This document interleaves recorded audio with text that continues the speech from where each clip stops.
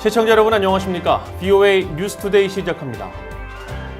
스티븐 비건 국무부 부장관 겸 대북 특별대표가 이번 주 일본과 한국을 잇따라 방문해 북한 비핵화 문제 등을 논의할 예정입니다.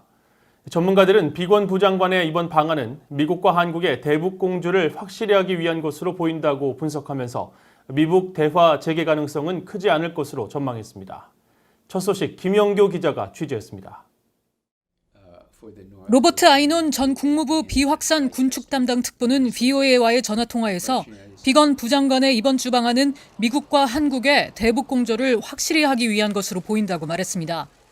비건 부장관의 임무는 강력한 동맹 유지라면서 향후 불확실성의 시기에 미국과 한국이 긴밀히 협조하도록 하기 위함이란 겁니다.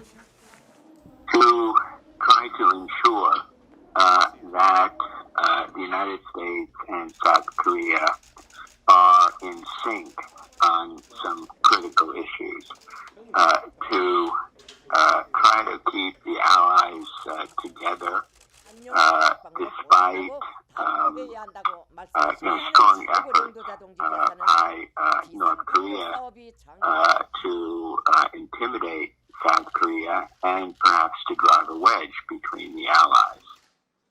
아이논 전 특보는 그러나 비건 부장관이 올해 내 북한과의 대화 재개에 대한 기대는 하지 않을 것이라고 예상했습니다.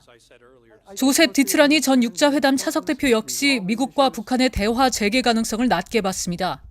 미국은 지난 몇 달 동안 북한의 실무그룹 회담을 요구해왔지만 북한은 반복적으로 거부해왔다는 겁니다.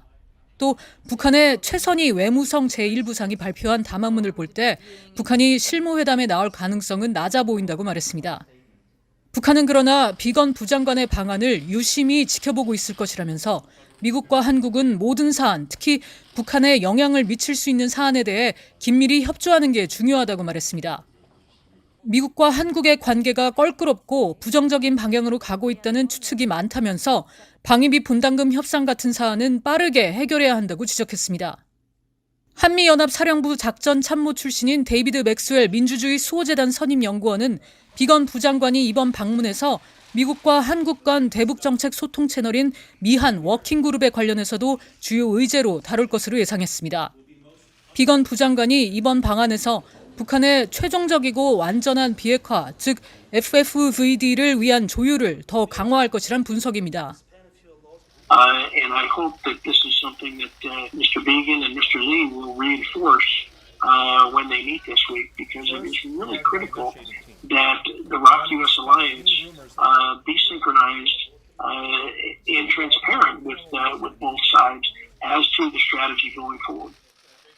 아이논 전 특보는 비건 부장관의 방안에 앞서 국무부가 FFVD를 언급한 건 기존의 미국 입장과 다르지 않다면서 동시에 트럼프 행정부가 북한이 원하는 비핵화의 중간 단계를 받아들일 준비가 돼 있다는 뜻도 아니라고 말했습니다. VOA 뉴스 김현교입니다.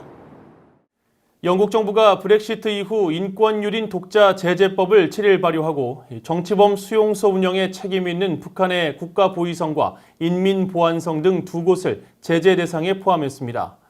도미닉 라브 영국 외무장관은 7일 영국 의회 하원에서 세계 인권 제재 법규 도입을 발표하고 영국의 첫 독자적인 인권 제재 법안을 기반으로 전 세계 가장 최악의 인권 유린에 연루된 개인과 기관을 제재할 수 있게 됐다고 설명했습니다.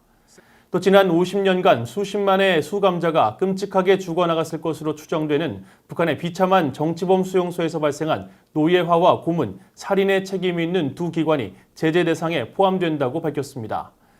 영국의 이번 제재 대상에는 북한과 러시아, 미얀마, 사우디아라비아 등 4개 국가의 개인 47명과 2개의 기관이 올랐으며 4개 국가 가운데 기관이 지목된 국가는 북한이 유일합니다.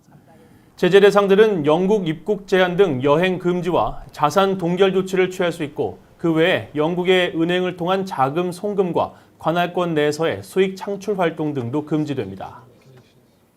미국 국무부는 영국이 인권 침해를 이유로 북한 기관 등에 대해 제재를 단행한 것과 관련해 인권 증진과 보호에 대한 영국의 지속적이고 국제적인 리더십을 평가한다고 밝혔습니다. 국무부는 6일 마이크 폼페오 국무장관 명의의 성명에서 영국 정부가 2018년 제정한 제재 및 자금 세탁 방지법에 따라 국제적인 인권 제재 제도를 구축했다면서 이같이 평가했습니다. 국무부는 이번 조치가 영국의 제재 정책과 미영 두 민주주의 국가 간 협력을 위한 새로운 시대의 시작을 의미한다면서 이 국제적인 제재 제도가 세계적인 차원에서 인권 침해에 대한 책임을 증진할 수 있는 강력하고 새로운 경제적 수단을 영국에 제공할 것이라고 평가했습니다. 앞서 미국 정부는 지금까지 인권 침해와 관련해 김정은 국무위원장과 김여정 노동당 제1부부장 등을 포함한 개인 32명과 13개 기관을 제재 대상으로 지정한 바 있습니다. 최근 남중국해에서 미국 항모 2척이 합동훈련을 실시하고 전략폭격기들이 잇따라 출현하는 등 영내 미국의 군사력 배치 훈련이 강화되고 있습니다. 중국이 영내 특정 국가의 항행의 자유 등을 침해하는 경우 미국은 이를 수용하지 않을 것이라는 의지의 표현이라는 분석이 나옵니다. 김시영 기자가 취재했습니다. 미국 해군은 현재 핵추진 항공모함인 니미츠 항공모함과 로널드 레이건 항공모함 강습단이 남중국해에서 합동훈련을 실시하고 있다고 밝혔습니다.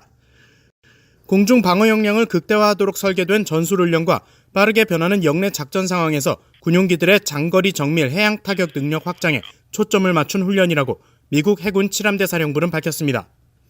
중국이 지난 5일까지 베트남과 영유권 분쟁 중인 남중국해 파라셀 군도 인근에서 해상훈련을 실시한 가운데 이루어진 사실상 같은 지역에서의 이 훈련에는 미국 본토에서 파견된 B-52H 전략폭격기 한 대도 합류했습니다.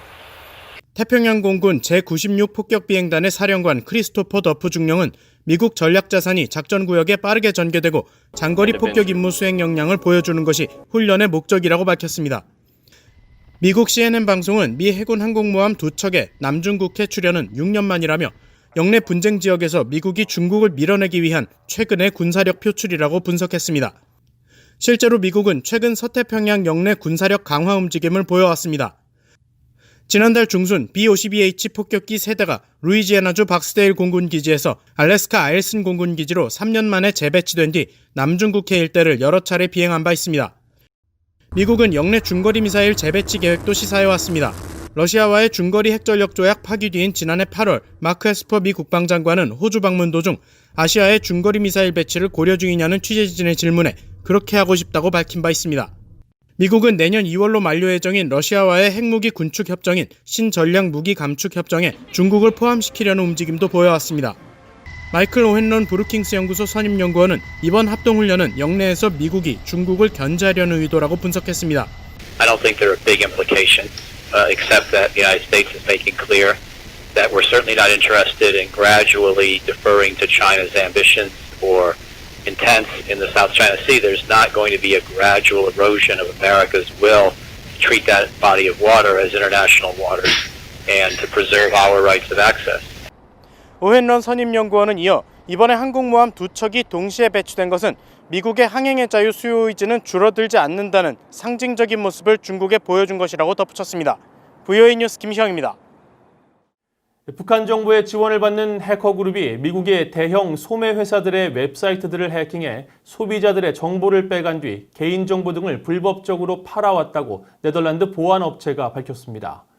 네덜란드 보안업체인 산색은 6일 보고서를 통해 북한과 연루된 것으로 알려진 라자루스와 히든 코브라 등과 연계된 해커들이 미국 대형 소매회사들의 온라인 결제 시스템에 악성 코드를 심어 상품 결제 시 신용카드 정보를 빼돌리는 수법을 지난해 5월부터 사용해왔다고 말했습니다. 보고서를 작성한 윌리엄 디그룻 산색 연구원은 이런 수법은 지난 2015년부터 러시아나 브라질 등이 사용하던 방식이었지만 북한은 악성 코드를 심는 등 탐지가 어려운 매우 고도화된 해킹 방식을 사용했다고 설명했습니다. 또 온라인 결제 시스템에 악성 코드가 있는지 파악하는 것은 숙련된 전문가들도 어렵다면서 일반인들의 피해를 우려했습니다. 영국에 정착한 탈북민 700여 명이 신종 코로나 바이러스 감염증으로 어려움을 겪고 있는 잉글랜드 북부 요양원 7곳에 의료 일회용 마스크 7,000장을 전달했습니다.